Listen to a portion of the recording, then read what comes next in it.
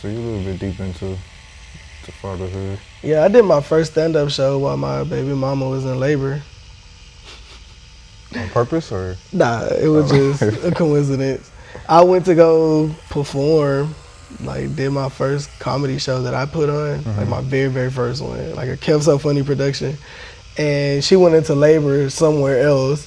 So I had a decision to make, was like, do I just go to the hospital and be with her, or let's go make these people laugh? So I picked to make these people laugh. So I was on stage while she was in labor. And then I left the show and then went to the hospital afterwards.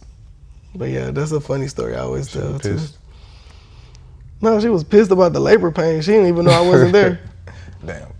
I got there. She thought I was there the whole time. How did the show go? It was cool. That was funny-ish. Okay. It was my first one, so I was nervous. But I just got to roasting people, so. So that's 8 years ago. So how often are you doing shows now? I try to do at least one show every week. Okay. Because with stand-up, you got to like keep it going, yeah. So I try to do one podcast a week and one like on the stage a week. And if I could do more, then shit, yeah. I want to get to a point where that's how I make my living. Yeah. Just doing only that. Right now you work and do entrepreneurship.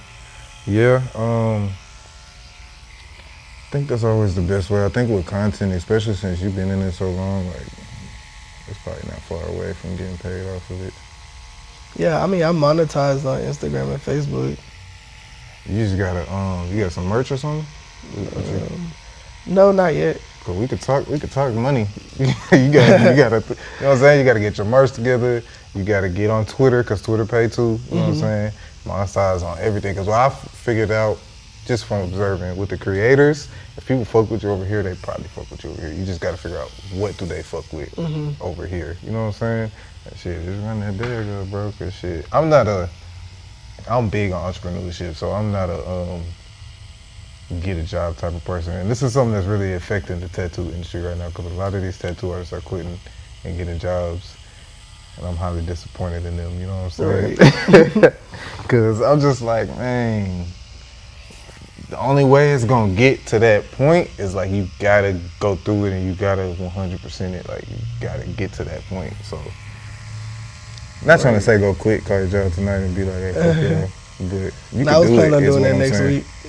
Next week? Yeah, I just started this job. Like, I never had a real job before. And this is like literally the first real job I ever had. Like, I've been a hustler my whole life. What's the job? I work at Amazon now. I literally started like a week ago. You don't fuck with it? I mean, it's cool, but it's not me.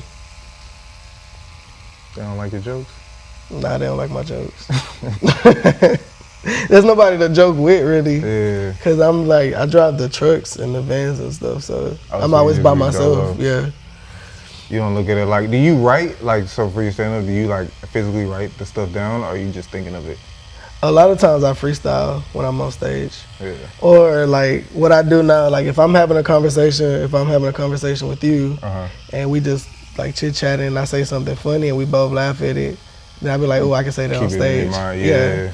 And then I write it in my phone or something, and then I'll just think of a way of how to put that into a routine. But other than that, like I just freestyle most of it, unless it's like something really, really good. That doesn't make it harder? I like a challenge. I mean, that's how I've always been. I never written anything. Yeah. Yeah, so. And when I make my jokes, I always think about like my mom, like how can I piss her off when I'm on stage? Cause my mom is like my #1 fan. She sits in the front row, and some of the shit I be saying, she just sit there and be like, "Oh my God!" Like if Ma had to get embarrassed, and that's a good one. Yeah, that's a good one. All right, y'all. So look, if you follow me on social media, you already seen I've been hand painting each and every one of these plaid shirts, man. This is a new exclusive drop from 4D Apparel. Got mine on already, hand painted on the back. We got a few different fonts for each one. Now I drew all these fonts myself just to, you know, have an outline for how I'm hand painted on there. Get in here, man, showing the hand paint.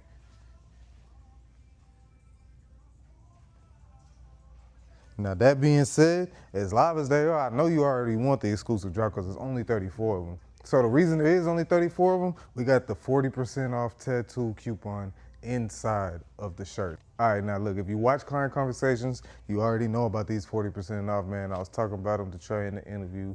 I had made these a few years back, and you know, we ain't even gonna bring up the past. All that matters is get you one of these, one of 34. Look, there's only 34 of them. I'm not playing, man. Get you one of these online now. You get this coupon in there. Whether you just want the shirt, whether you just want the coupon, whether you want both, whether you're going to split it with somebody. Drop the price in half and split it with them, man. Get you one before these are gone.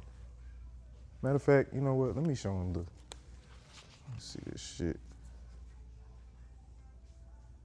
By any means, T. Get you these before they're gone. This is one of my favorite ones right here. Now I made each of these by hand and I hand painted each one. That's why there's only 34. Get them while you could get them.